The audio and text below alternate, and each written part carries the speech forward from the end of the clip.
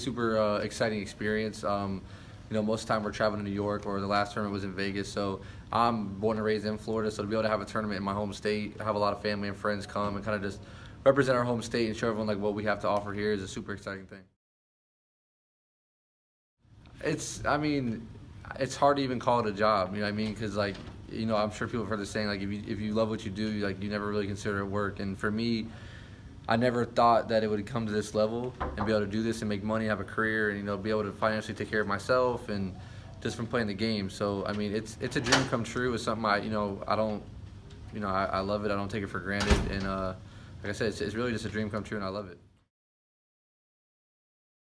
Yeah, it's like anything else. I played college basketball, I played high school basketball. In order to, be the best at what you do during your games, you have to do it in practice. And that's where we're able to kind of, talk as a team, work on our plays, build chemistry, that chemistry that you need when it comes to those pressure moments in games and in tournaments that you're going to see us play like in this weekend. So to have that extra time and do those things that we do, and in boot camping a team like the Blazers, one of the best teams in the league, it helps us build things that we wouldn't be able to build on the fly while in games that matter when it's just one game. So to have this time to practice and do this kind of stuff and get these reps, it's super important for us.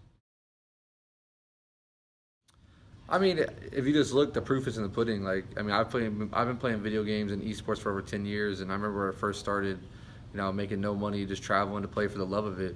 And 10 years later, this is now my third team in the NBA that I've represented. I represented the Cleveland Cavaliers, the Memphis Grizzlies, and now the Orlando Magic. And if I would have told you 10 years ago that I'd be playing video games for an NBA team, you would tell me there's no way possible. And now it's living proof. I'm standing in front of you doing it inside of Orlando Magic facility, playing a video game, making a salary, living in an apartment, covered by them, traveling the country to play a game. So, my parents were one of those skeptics at one time, and now they see where it's gone and where it's going. And I think we're in an age of technology, and it's going to continue to grow and get bigger and bigger and bigger. And if you see the viewership, numbers don't lie at the end of the day. There's millions of kids playing video games, and there's millions of people watching it. So I think just year after year, we'll continue to get bigger and bigger, and you'll start to see that.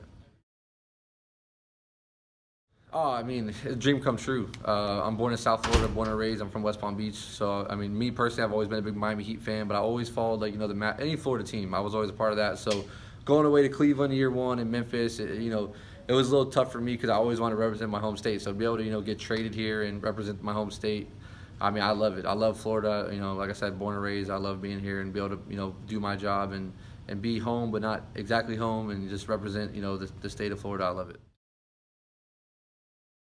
Yeah, it's like a sporting event, honestly.